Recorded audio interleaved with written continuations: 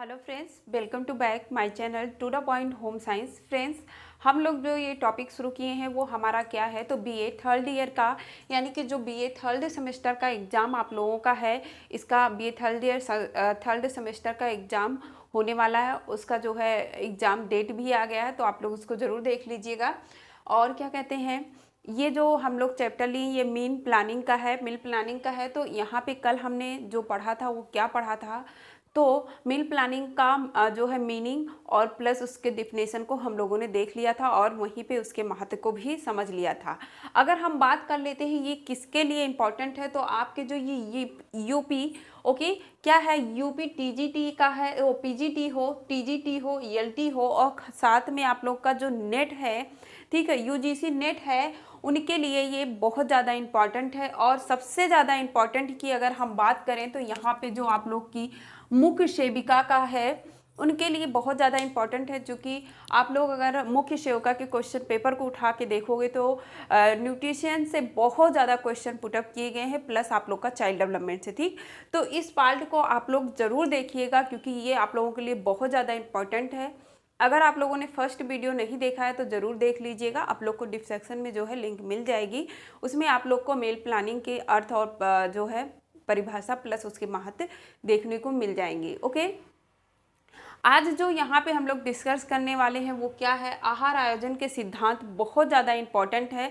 सबसे ज़्यादा इम्पॉर्टेंट अगर देखा जाए तो यहाँ पे जो बीए थर्ड सेमेस्टर का एग्ज़ाम है उसके लिए बहुत ज़्यादा इम्पॉर्टेंट है, क्योंकि फर्स्ट चैप्टर है तो फर्स्ट चैप्टर से क्वेश्चन भी बहुत ज़्यादा पुटअप किए जाते हैं। ओके, तो इस चीज़ों को आप लोग बिल्कुल याद रखिएगा। और ये नेट के बच्चों के लिए, यानी कि ये सभी, चाहे नेट यूजीसी कंपटीशन लेवल का हो चाहे एकेडमिक लेवल का हो, आपके दोनों जो है बच्चों के लिए ये बहुत ज़्यादा इंपॉर्टेंट है।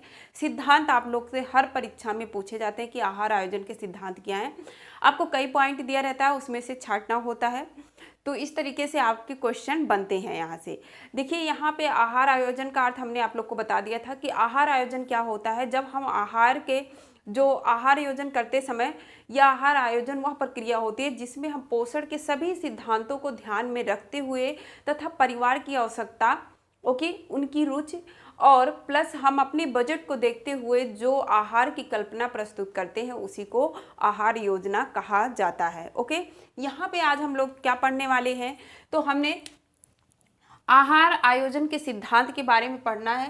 पहला पॉइंट आपका क्या है यहाँ पे, तो पहला पॉइंट आपका लिखा है परिवार की पोषण आवश्यकताओं की दृष्टिगत रखते हुए संतुलित आहार की व्यवस्था करना। ठीक है, पहला सिद्धांत हमारे आहार आयोजन का क्या है कि जो परिवार की पोषण संबंधी आवश्यकता है, कल भी आप लोगों ने इस चीज़ को समझा था कि जो सबसे ज़्यादा इम्पोर्टेंट क्या है कि हमारे परिवार की जो पोषण संबंधी आवश्यकता है उसको ध्यान में रखते हुए जो हम प्लानिंग करते हैं। तो यहाँ पे कहा गया परिवार के पोषण संबंधी आवश्यकताओं को हम अपने दृष्टिगत रखते हुए, यानी उनको ध्यान में रखते हुए संतुलित आहार जो है आहार की व्यवस्था करना, ये आहार योजना की पहली व्यवस्था होती है। जैसे कि आपके परिवार में बहुत तरीके के लोग होते हैं, यानी कि बूढ़े भी होते हैं, बच्चे भी होते हैं और कुछ विशेष स्थिति के लोग भी होते हैं। तो उन सभी की आवश्यकताओं को जब ध्यान में रखते हुए हम उन्हें संतुलित आहार देते हैं, यानी कि सभी पोषक तत्वों को उसमें शामिल करते हैं, तभी वो क्या इस सिद्धांत को पूरा करता है। कहने का मतलब आहार आयोजन करते समय हमें सबसे पहले हमारे परिवार में कैसे व्यक्ति हैं, बच्चे हैं, बूढ़े हैं, अधिक क्रियाशील हैं, मानसिक कार्य करने वाले हैं, उस हिसाब से हमें अपने आहार को व्यवस्थित करना चाहिए और वो संतुलित होना चाहिए। ये पहला सिद्धांत था। सेकंड सिद्धांत जो आपका दिया गया है वो क्या दिया गया है कि मेनू बनाते समय सभी वर्गों से खाद्य पदार्थों का चुनाव करना। ठीक है, मीनू जब हम बना रहे हैं, ठीक है, मीन प्लानिंग कर रहे हैं, तो उस समय हमें क्या करना है कि जो हम एक जो ढांचा तैयार कर रहे हैं अपने आहार योजना की, उस समय जब हम आहार, कल भी हमने बताया था कि जो हमारे फूड ग्रुप होते हैं उनमें से सभी फूड ग्रुपों में से एक जो है फूड लेना जो है वो क्या होता है, संतुलित आहार में आ जाता है। तो वही बात आपको यहाँ बताई गई है कि जब हम मीनू बना रहे हैं, क्या कर रहे हैं, हम मीनू बना रहे हैं, तो उस समय जो हमारे खाद्य वर्ग दिए गए हैं ये कितने हैं, तो ये 5 प्रकार के होते हैं। कितने होते हैं अभी हम आपको बताते हैं कौन कौन से हैं। तो ये 5 प्रकार के होते हैं। इनका सभी खाद्य पदार्थों में से क्या करना है, आपको चुनाव करना है और एक आहार, ताकि ऐसा करने से क्या होगा कि आपका जो आहार होगा उसमें ना ही किसी पोषक तत्व की अधिकता होगी और ना ही कमी होगी, सभी इक्वल में आ जाएगा। ठीक है, कहने का मतलब क्या है कि इस समय जब हम सभी पोषक तत्वों को शामिल करेंगे, जैसे कि आपके 5 प्रकार होते हैं, मैं आपको बताती हूँ। ठीक है, 5 आपके कौन कौन से होते हैं तो हम आपको बताते हैं।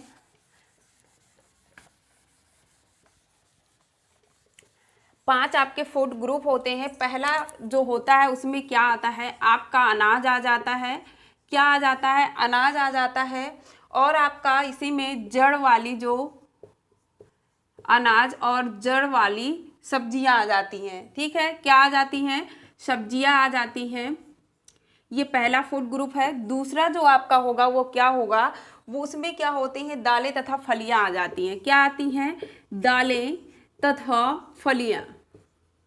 ओके, आपका तीसरा जो होगा वो क्या होगा, तीसरा क्या होगा तो आप बताएंगे कि तीसरे में मैम हम किसको रखते हैं, दूध तथा दूध से बने पदार्थ को। क्या रखते हैं, दूध तथा दूध से बने जो पदार्थ होते हैं। ओके, और उसके बाद 4 नंबर में आपका क्या आता है, तो 4 नंबर में, और देखिए दूध से बने पदार्थ और इसी में आपका क्या, मांस मछली भी आ जाता है। ओके, मांस मछली भी आ जाता है इसी में। उसके बाद यहाँ पे फल और तथा सब्जियाँ आ जाती हैं। क्या आ जाती हैं, उसके बाद आपका फल तथा सब्जियाँ आ जाती हैं, सब्जियां आ जाती हैं। और 5 नंबर में आपका क्या आता है, तो वसा आ जाता है आपका, वसा, और प्लस इसी में चीनी यानी शकरा, आपकी चीनी भी आ जाती है। ठीक है, क्या आ जाता है, चीनी आ जाता है। तो ये 5 फूड ग्रुप होते हैं आपके। क्या होते हैं, ये 5 फूड ग्रुप होते हैं। तो अनाज व जड़ वाली सब्जियों से आपको क्या मिल रहा है, कार्बोहाइड्रेट मिल रहा है। दूध तथा दूध से बने पदार्थ प्लस मांस मछलियों से आपको प्रोटीन मिल रहा है। दालें तथा फलियों से भी आपको प्रोटीन मिल रहा है। फल तथा सब्जियों से आपको खनिज लौड़, ठीक है, क्या मिल रहे हैं, विटामिन और खनिज लौड़ मिल जा रहे हैं। वहीं पे वसा और चीनी से आपको यहाँ पे ऊर्जा मिल जा रहा है। ठीक है, तो इन सारी चीज़ इसमें विद्यमान होती हैं। जैसे विटामिन सी हो जाता है इसी में, फल लेंगे तो विटामिन सी वगैरह आपका आ जाता है यहाँ पे। ठीक है, तो ये सारी चीज़ें यहाँ पे जब आप अगर आप सिर्फ अनाज वाले पार्ट को अपने मेनू में बना रहे हैं, जैसे कि आप सुबह के नाश्ते में या दोपहर के खाने में आपने दाल चावल रोटी कर दिया, यानी दाल चावल रोटी, और उसके बाद तो उस समय क्या हो रहा है, आपके कार्बोहाइड्रेट की जो है मात्रा ज़्यादा बढ़ जाएगी। आप दूध तथा दही या ये सब नहीं शामिल किए तो उसमें प्रोटीन की मात्रा कम हो जाएगी। या आपने सुबह के नाश्ते में दूध से संबंधित सारे पदार्थ को सम्मिलित कर दिए, यानी पनीर चिल्ली कर दिया, दूध कर दिया। ठीक है, तो अगर मांस अंडा खाने वाले हैं तो मांस अंडा कर दिया। तो इस तरीके से अगर हम अब वो बना लेते हैं तो उसमें क्या हो जाता है कि आपका सिर्फ यहाँ पे प्रोटीन मिलेगा, कार्बोहाइड्रेट बाकी और अन्य तत्वों की कमी हो जाएगी। तो यही बात कहा गया है कि जब आप मेनू बना रहे हो तो सभी जो आपके ये क्या कहते हैं खाद्य ग्रुप हैं, फूड ग्रुप दिए गए हैं, उनमें से सभी से चुनाव करना चाहिए ताकि किसी भी पोषक तत्व की क्या हो, अधिकता और कमी ना हो। ओके, आई होप आप लोग इस पॉइंट को समझ गए होंगे। अब हमारा जो नेक्स्ट पॉइंट होगा, ठीक है, तीसरा सिद्धांत जो हमारा होने वाला है,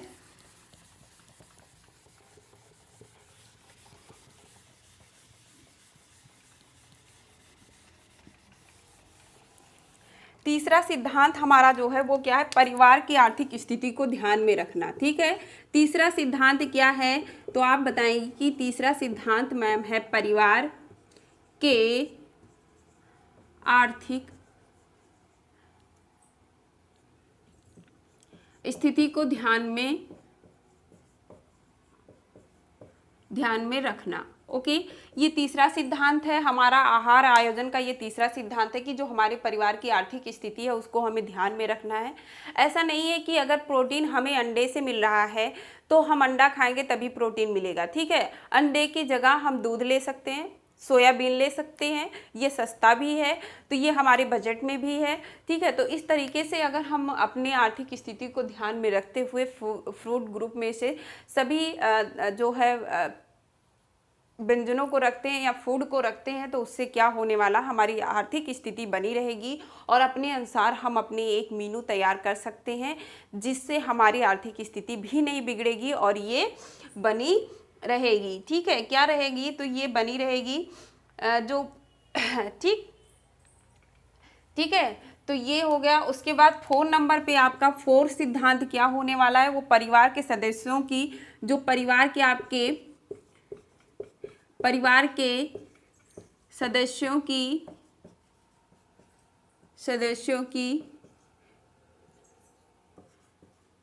रुचि व अरुचि को ध्यान रखना। ठीक, क्या करना है, ध्यान रखना। अब यहाँ पे देखिए क्या होता है कि आपके परिवार में कई तरीके के सदस्य होते हैं, सबकी रुचि अलग अलग होती है। तो यहाँ पे यही कहा गया है कि इस सिद्धांत में आपको क्या करना है, जो परिवार के सदस्य हैं उनकी रुचि यानी पसंद नापसंद को ध्यान में रख के ही मेनू को तैयार करना चाहिए। जैसे कि कुछ लोग होते हैं उन्हें लौकी की सब्जी नहीं पसंद है, ठीक है, तो आप लौकी की रायता बना दीजिए, आप लौकी का कोफ्ता भी बना सकते हैं, जिससे परिवार के सभी सदस्य को पसंद आ जाए। तो इस तरीके से उनकी रुचि और ना रुचि को हमें ध्यान में रख के अपने मेनू को तैयार करना चाहिए। ये आप आहार आयोजन का एक सिद्धांत है। ओके, नेक्स्ट पॉइंट आपका जो है 5 नंबर, वो क्या है, तो 5 नंबर आपका है समय तथा श्रम की मितव्ययता को ध्यान में रखना। समय तथा श्रम की मितव्ययता को दृष्टिगत रखना। ठीक, ध्यान रखना, दृष्टिगत रखना एक ही बात हो गया। तो यहाँ पे आप देख लीजिए समय तथा श्रम की मितव्ययता को जब हम म्यूनी प्लानिंग कर रहे हो तो इस बात को भी हमें बिल्कुल ध्यान रखना चाहिए कि हमारे परिवार में मान लीजिए आपकी जो है पति पत्नी दोनों लोग वर्कर हैं, तो मेनू तैयार करते समय ऐसे खाद्य पदार्थों को या ऐसे व्यंजनों को रखना चाहिए जिसको बनाने में कम समय लगे, क्योंकि जब दोनों बाहर जाने वाले हैं तो सुबह के टाइम ही क्या नाश्ता और खाना दोनों एक साथ बन जाना चाहिए। तो ऐसे मेनू प्लानिंग करना चाहिए जो कि तुरंत जल्दी से बन भी जाए और ऐसा हो जो टिफिन में भी ले जाया जा सके। तो इस तरह से मेनू प्लानिंग करना चाहिए। ठीक है, तो इससे आपकी मितव्ययता यानी कि समय बचेगा और श्रम कम करने के लिए आपका जैसे सुविधा है मिक्सर का प्रयोग कर लीजिए, प्रेशर कुकर का प्रयोग करिए, तो इससे आपका श्रम भी कम लगेगा। तो इन बातों को ध्यान में रखते हुए ही अपने आहार आयोजन करना चाहिए, मील प्लानिंग करना चाहिए। ठीक है, नेक्स्ट सिद्धांत जो आपका होगा 6 नंबर, वो क्या होगा, आहार ऐसा हो जो भूख को जो है आहार ऐसा हो, ठीक है, जो क्या करे, आपकी भूख को संतुष्ट कर सके, आपकी भूख को, ठीक है, संतुष्ट कर सके। ठीक, ये आपका 6ठा नंबर का सिद्धांत है और सिद्धांत को बिल्कुल याद रखिएगा। मैं इसलिए हमेशा बहुत पॉइंट आप लोग को बता रही हूँ, बहुत ज़्यादा नहीं।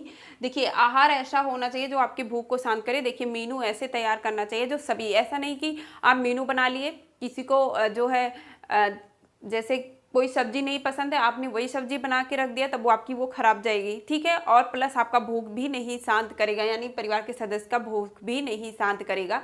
तो मेनू ऐसे बनाइए जो सभी के भूख को भी संतुष्टि दे सके, यानी उसका पेट भर सके। मान लीजिए हमको बहुत तेज भूख लगी है और आपको हम केक वगैरह दे देते हैं थोड़ा से खाने के लिए, तो वो केक तो आपको स्वाद के लिए हो गया, लेकिन आपके पेट को वो नहीं भरने वाला है, ना ही आपकी जो मानसिक स्थिति है, जो मानसिक रूप से संतुष्टि प्रदान करने वाला है या भूख को शांत करने वाला है, वो भूख को नहीं शांत करेगा। अगर केक की जगह ही आपको कोई चीज़, आलू मान लीजिए उबाल के दे दिया गया, शकरकंद या कुछ भी उबाल कर दे दिया गया, क्योंकि उसमें कार्बोहाइड्रेट की मात्रा ज़्यादा हो जाती है, जब आप उसको खाएंगे आपकी भूख भी शांत हो जाएगी, यानी कि वो आपको संतुष्टि मिल जाएगी। तो ऐसे मेनू तैयार करना चाहिए जो आपकी भूख को भी शांत करे प्लस आपको संतुष्टि भी दे, आपका पेट भी भरे। ठीक है, तो ये छठा नंबर सिद्धांत था। अब सातवां नंबर का सिद्धांत जो है वो क्या कह रहा है कि आहार पकाते समय पौष्टिक तत्व नष्ट ना हो। ठीक, अब आपका सातवां नंबर सिद्धांत क्या है कि जब आप आहार को क्या कर रहे हैं, पका रहे हैं, ठीक, पकाते समय जो उसका पौष्टिक तत्व है वो नष्ट ना हो, इन बातों को नष्ट ना हो, इन बातों को ध्यान में रखना चाहिए।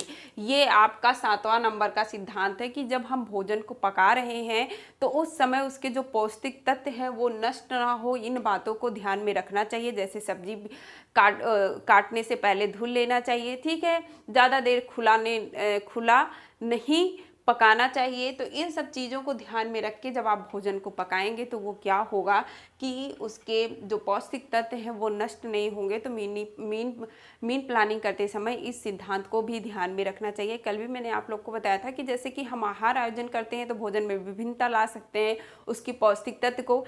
जब आपसे क्वेश्चन पूछा गया कि आहार योजना एक कला और विज्ञान दोनों है, तो उसमें आप लोगों को बताया गया कि जो पौष्टिक तत्व है उससे कैसे बचाया जाता है। जब इन बातों को हम लोग अपने मीन प्लानिंग में शामिल करते हैं तो वो हमारा विज्ञान बन जाता है। तो उन्हीं बातों को यहाँ पे फॉलो करते हुए हमें अपने मीन प्लानिंग करने चाहिए। ओके, तो ये आपका 7 नंबर का सिद्धांत था। उसके बाद आपका 8 नंबर जो है, 8 नंबर क्या है, तो 8 नंबर का ऊपर लिखना पड़ेगा।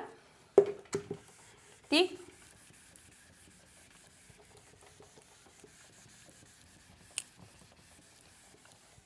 8 नंबर आपसे कह रहा है कि जो है आपका जो त्योहार आता है, ठीक है, क्या आता है, आपका त्योहार हो गया, उत्सव हो गया, तो उत्सवों को ध्यान में रख के क्या करना चाहिए, मीन प्लानिंग करना चाहिए, मीनू बनाना चाहिए, मीनू बनाना चाहिए।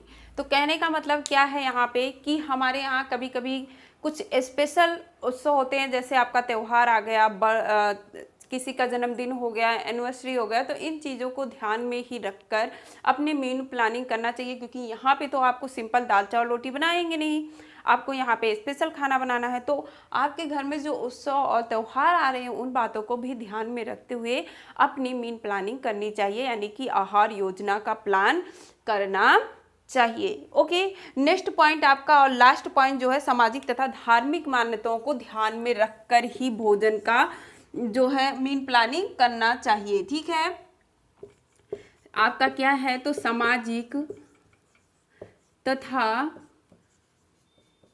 धार्मिक मान्यताओं को ध्यान में रखना,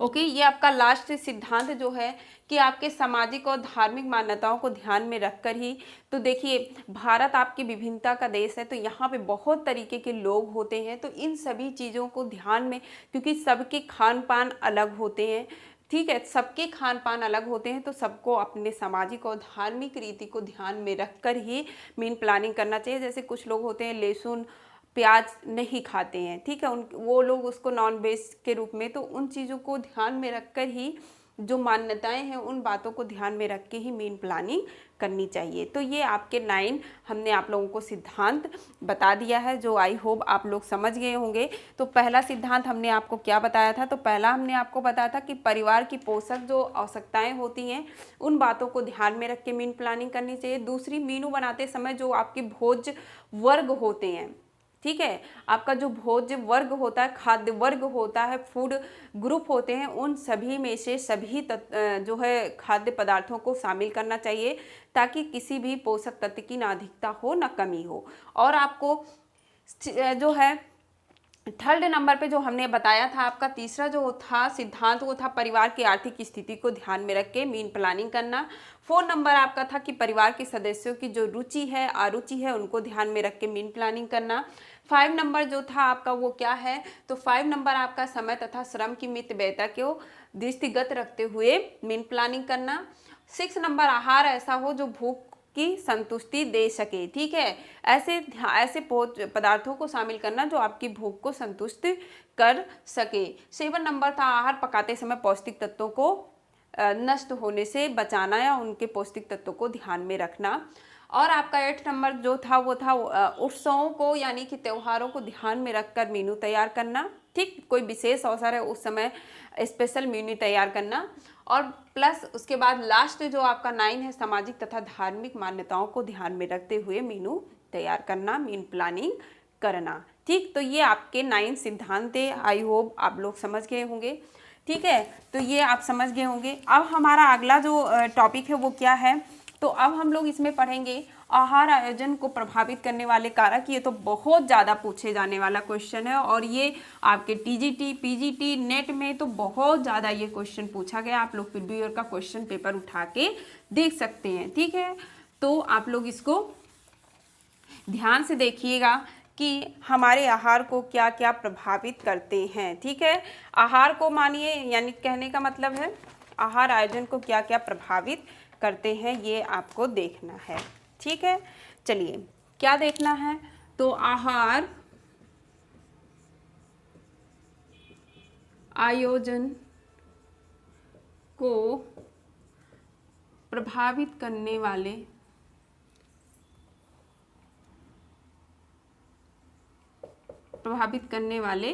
कारक। ओके,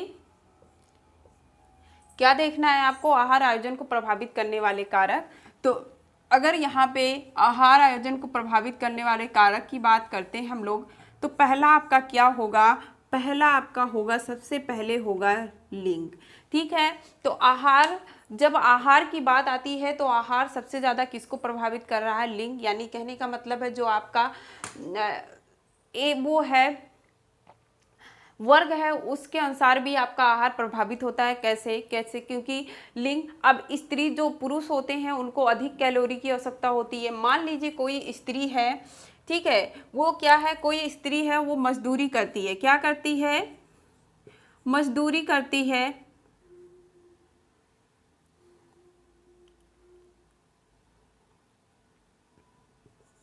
ठीक है, मजदूरी करती है, स्त्री है आपकी, और उसे कितनी कैलोरी की आवश्यकता होगी, तो उसको कैलोरी 3200 किलो कैलोरी की आवश्यकता होती है। ठीक है, ये आपके सन 2020 का क्या है, आरडीए के अनुसार ये दिया गया है। किसके, आरडीए जो सन 2020 का है, 32 किलो कैलोरी अगर मजदूरी करने वाली स्त्री है। अगर वहीं पे आपका क्या है, पुरुष है, ठीक है, क्या है, पुरुष है, तो उसे कितनी कैलोरी की आवश्यकता होती है, तो उसको जो है 3900 यानी 3900 किलो कैलोरी की आवश्यकता होती है। तो इस तरह से आपकी लिंग जो है, लिंग भी आहार को प्रभावित करता है। ठीक है, क्या करता है, लिंग भी आहार को प्रभावित करता है। यहाँ पे अभी मजदूरी, स्त्री को कितनी किलो कैलोरी की आवश्यकता हो रही है, सिर्फ और सिर्फ 3200। ठीक है, और पुरुष को कितनी, वो भी मजदूरी कर रहा है, स्त्री भी मजदूरी कर रही है और पुरुष भी मजदूरी कर रहा है, लेकिन मजदूरी कर रहा है, सॉरी, मजदूरी कर रहा है, स्त्री भी मजदूरी कर रही है, यानी कि भारी कार्य करने वाली, जो भारी कार्य करने वाली उसको 3200, और एक भारी कार्य करने वाले जो पुरुष है उसको 3900 किलो कैलोरी की आवश्यकता पड़ती है। तो इस तरह से लिंग भी आपके आहार योजना को प्रभावित करती है। सेकंड पॉइंट जो आपकी होगी वो क्या होगी, वो होगी आयु। ये भी बहुत बड़ा फैक्टर है। आयु जो है ये भी आपके आहार योजना को प्रभावित करता है। कहने मतलब है आपके आहार को प्रभावित करता है। आपके घर में बच्चे हैं, बुजुर्ग हैं, ठीक है, जो बच्चे होते हैं उनकी विकास बहुत तेज होती रहती है। क्या होती है, विकास बहुत तेज होती रहती है, तो उस समय उन्हें निर्माणात्मक तत्वों की आवश्यकता होती है, वो ज़्यादा खेलते कूदते हैं। ठीक, अब अगर वहीं पे हम लोग वृद्धों की बात कर लेते हैं, ठीक है, यहाँ पे बालक जो हो गई उन्हें अधिक किसके, निर्माणात्मक तत्व की आवश्यकता हो रही है, ऊपर से और प्लस क्या, कैलोरी की भी आवश्यकता यहाँ पे उनको अधिक हो रही है। किसकी, तो कैलोरी की भी आवश्यकता उनको अधिक हो रही है। लेकिन अगर यहीं पे घर में आपकी आयु, किसी कोई वृद्ध व्यक्ति है तो उसका क्या हो रहा है, उसको उसकी ऊर्जा यानी उसको पोषक तत्वों की उसकी कमी आ जाती है, क्योंकि उसकी कार्य क्षमता घट जाती है, उसमें उपापचय की दर घट जाती है, तो उसे पोषक तत्वों की कम मात्रा की आवश्यकता पड़ती है। तो आय भी आपकी क्या कर रही है, एक जो है आहार को प्रभावित कर रही है, आहार योजना को प्रभावित करने का एक मुख्य कारक है। क्योंकि बालक हो या घर में अधिक जो है कोई बालक हो या वृद्ध हो, वयस्क व्यक्ति हो, वो अधिक काम कर रहा है तो उससे अधिक कैलोरी की आवश्यकता होगी। एक बालक है, उसका विकास हो रहा है, उसका निर्माण हो रहा है, वो अधिक खेल कूद रहा है तो उससे अधिक प्रोटीन, उससे अधिक कैलोरी की आवश्यकता पड़ती है वृद्धों की अपेक्षा। ठीक है। और आपका तीसरा पॉइंट जो होगा वो क्या होगा, शारीरिक आकार क्या होने वाला है। तो आपका शारीरिक आकार भी आपके आहार को प्रभावित करता है। कैसे, जैसे कि मान लीजिए कोई दुबला पतला व्यक्ति है तो उसे अधिक ऊर्जा की आवश्यकता होगी। ठीक है, अधिक उसे ऊर्जा की आवश्यकता, अधिक कैलोरी की आवश्यकता होगी। और अगर वहीं पे कोई मोटा हिष्ट पुष्ट व्यक्ति है तो उसे तो चाहिए, उसे अधिक कैलोरी की आवश्यकता होगी, बट जो है उसे जो है इसकी अपेक्षा कम आवश्यकता पड़ेगी। ठीक, जो दुबला पतला व्यक्ति है उसकी अपेक्षा एक मोटे व्यक्ति को अधिक जरूरत है, लेकिन इसकी अपेक्षा कम जरूरत होगी। तो इस तरह से जो उसकी शारीरिक भार होती है उसके अकॉर्डिंग भी आपकी आहार योजना प्रभावित होती है। जब मोटा व्यक्ति है तो वो अधिक उसके शरीर में टूट फूट होगी, अधिक उसे ऊर्जा की आवश्यकता होगी। और एक दुबला व्यक्ति, एक स्वस्थ व्यक्ति, उसको उससे अकॉर्डिंग कम की आवश्यकता होगी। तो शारीरिक आकार भी आपके आहार को प्रभावित करती है। नेक्स्ट पॉइंट जो होगा कार्य क्षेत्र, क्या होगा, वो होगा आपका कार्य क्षेत्र। ओके, कार्य क्षेत्र। अब देखिए यहाँ पे कार्य क्षेत्र बिल्कुल समझ गए होंगे। अगर एक अधिक कार्य करने वाला, जैसे यहाँ पे बता दिया गया आपकी कोई मजदूरी करने वाला व्यक्ति है तो उसे अधिक कैलोरी की ऊर्जा क्या होती है, अधिक कैलोरी की आवश्यकता पड़ती है। और अगर यहीं पे कोई मानसिक कार्य करने वाला है तो उसे अधिक प्रोटीन की आवश्यकता पड़ेगी।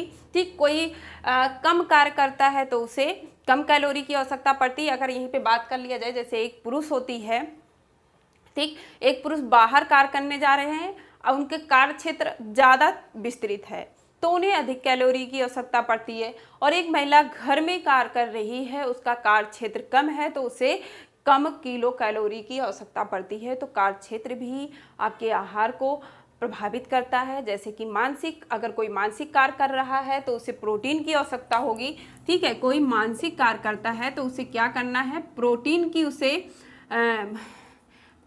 उसे अधिक आवश्यकता होती है। लेकिन कोई अगर शारीरिक कार्य कर रहा है, क्या शारीरिक कार्य करता है तो उसे कैलोरी की आवश्यकता अधिक होती है। तो कार्य क्षेत्र भी आपके आहार को प्रभावित कर रहा है। ओके, नेक्स्ट पॉइंट आपका जो होगा वो होगा जलवायु। क्या होने वाला है, तो वो होगा आपका जलवायु। अब जलवायु भी आपके आहार को कैसे प्रभावित कर रहा है, जैसे कि हम लोग ठंडियाँ, इस समय ठंडियों का मौसम है, हालांकि महाराष्ट्र में उतनी ठंडी नहीं होती है।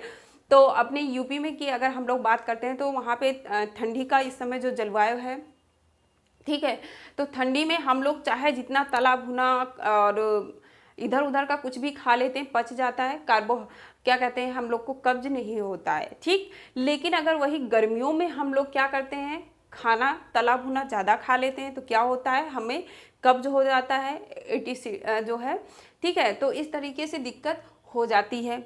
अगर आपको जो ठंडे जलवायु प्रदेश में होते हैं उन्हें अधिक घनिष्ठ भोजन की आवश्यकता होती है, जैसे गरम गरम सूप पीने को मिल जाए तो बहुत अच्छी बात है ठंडी वाले मौसम में। और अगर गर्मी की बात कर ली जाए, गर्मी वाली जो जलवायु हो तो उस समय हम लोग को कोल्ड ड्रिंक होता है ये सब पीने में ज़्यादा अच्छा लगता है। वैसे ही भोजन भी, जब यहाँ पे जो गर्मियों में हम लोग ज़्यादा लिक्विड ले लेते हैं तो हम लोग को ठोस खाने की उतनी इच्छा नहीं होती है, लेकिन ठंडियों में क्या होता है, हम लोग चाहे जितना खा लेते हैं। तो इस तरीके से ये जलवायु भी हमारे आहार को प्रभावित करता है। ओके, उसके बाद नेक्स्ट पॉइंट आपका जो आएगा, भोजन संबंधी आदतें। ठीक है, नेक्स्ट पॉइंट जो होगा वो क्या होने वाला है आपका, भोजन संबंधी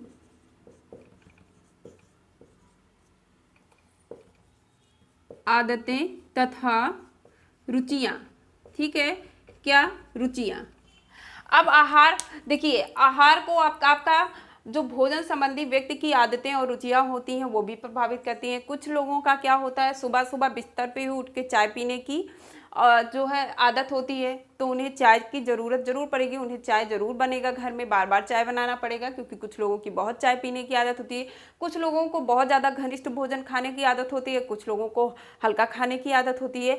तो जो परिवार के सदस्य होते हैं उनकी आदतों और उनकी रुचियाँ भी हमारे आहार योजना को प्रभावित करता है, क्योंकि हमें हर व्यक्ति की आवश्यकताओं, क्योंकि अभी भी हमने सिद्धांत में पढ़ा कि जो प्रत्येक परिवार के प्रत्येक सदस्य की आवश्यकताओं से अनुसार ही हमें मील प्लानिंग करनी चाहिए। तो हमारे घर के जो सदस्य हैं उनके भोजन की आदतें और रुचियां भी हमारे मील प्लानिंग को प्रभावित करते हैं।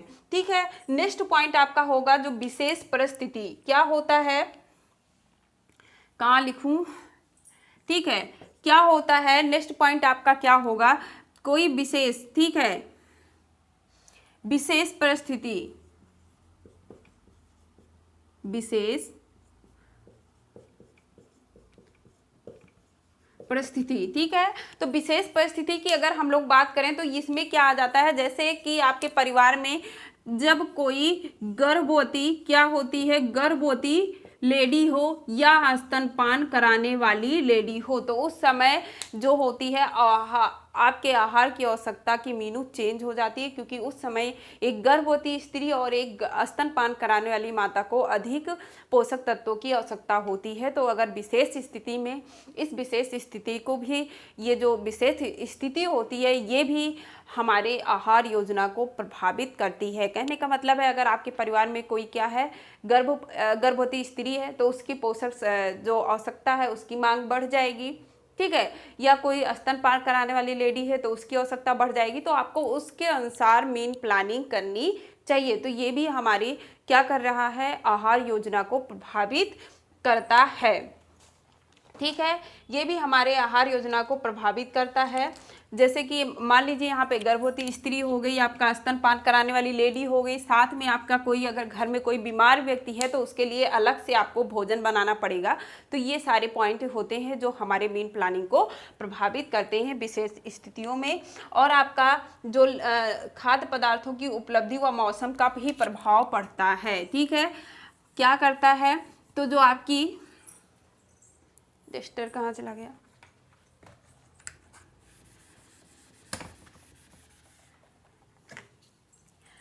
अगला पॉइंट होगा आपका जो खाद्य पदार्थ है उसकी उपलब्धि और तथा आप लोगों का मौसम, ये भी आपके क्या कर रहा है, आहार योजना को प्रभावित कर रहा है, क्योंकि जो खाद्य पदार्थ हैं जो उपलब्ध होगा उसी अनुसार से आपको मील प्लानिंग करना होगा। क्योंकि हर मौसम में, जैसे ठंडी के मौसम में आपके पालक हो गए, हरी सब्जियों की, इस समय ठंडियों में अगर देखा जाए तो सब्जियों की बहुत ज़्यादा वैरायटी आ जाती है, लेकिन गर्मियों में वही सब्जियों की वैरायटी बहुत कम होती है। तो मौसम और जो खाद्य पदार्थ की हमारी उपलब्धि है जो हमें मिल रही है, ये भी हमारी आहार योजना को प्रभावित करता है, ठीक है, ये भी हमारी आहार योजना को प्रभावित करता है। और नेक्स्ट जो है भोजन में विविधता, ठीक है, भोजन में क्या होता है, विविधता होने के कारण भी में विविधता, देखिए ये अब आपका भारत अनेक लोगों से बना, यानी बहुत लोग तरह के लोग आपके भारत में रहते हैं, तो सबके भोजन की अपनी अलग अलग वो होती है कि सबके यहाँ क्या खाना है। जैसे अपने यहाँ कोई विशेष कार्यक्रम, जैसे हम लोग के यहाँ होली मान लीजिए होती है, तो होली में हम लोग गुजिया बनाते हैं, ठीक है, नाग पंचमी हो गई, हम लोग गुजिया बनाते हैं, दिवाली में मिठाई हम लोगों के यहाँ स्पेशल है। अगर हम लोग यहाँ पे महाराष्ट्र की बात कर लेते हैं तो महाराष्ट्र में जो सबसे ज़्यादा फेमस है, कोई भी त्यौहार हो, कोई भी शादी फंक्शन हो, तो यहाँ पे पूलन पूरी सबसे फेमस है। क्या है, पूलन पूरी सबसे फेमस है। तो ये जो भोजन की विविधता है ये भी हमारी आहार योजना को प्रभावित करता है। जहाँ पे आप हो, जैसे हो, जहाँ की जो भोजन खाने की स्थिति है उस हिसाब से आपको मील प्लानिंग करनी होती है, ठीक है। तो हमने आपको ये कुछ एक पॉइंट आपको बताया है, क्या, आहार योजना को प्रभावित करने वाले कारक। पहला हमने आपको बताया लिंग जो है ये भी हमारी आहार योजना को प्रभावित करता है। पुरुषों की अपेक्षा महिलाओं को कैलोरी की कम आवश्यकता होती है, ठीक है। इनके खाने की कैपेसिटी जो होती है अधिक होती है और लेडी की कम होती है क्योंकि कार्य क्षमता कम होती है। आयु की बात कर ली जाए तो आयु भी, ठीक है, सेकंड नंबर पे हमने आयु बताया। आयु में क्या होता है कि आपके परिवार में एक वृद्ध व्यक्ति की बात अगर की जाए तो उन्हें वहीं पे कम पोषक तत्वों की आवश्यकता होती है, लेकिन अगर कोई बालक है, खेलता कूदता है, उसका मानसिक विकास हो रहा है तो उसे अधिक पोषक तत्वों की आवश्यकता होती है, ठीक है। उसके बाद 3 नंबर पे हमने आपको बताया कि विशेष परिस्थितियों में आपको आहार योजना, ये भी आपको प्रभावित कर रहा है। आपके घर में कोई गर्भवती लेडी है, ठीक है, स्तनपान कराने वाली लेडी है, कोई बीमार लेडी है, तो उसके लिए अलग से आहार योजना करना पड़ता है, अलग से मील प्लानिंग करनी पड़ती है, अलग से भोजन बनाना पड़ता है, तो ये भी आपके आहार योजना को प्रभावित करता है, ठीक है। 4 नंबर पे हमने बताया कि भोजन संबंधी आदतें तथा रुचियां, तो सबकी अलग अलग, जो परिवार के सदस्य होते हैं सबकी अलग अलग आदतें होती हैं, रुचियां होती हैं। जैसे कि किसी को चाय पीने की आदत है बहुत ज़्यादा, तो उसे बार बार चाय बनाना पड़ेगा, तो ये भी हमारे आहार योजना को प्रभावित करता है।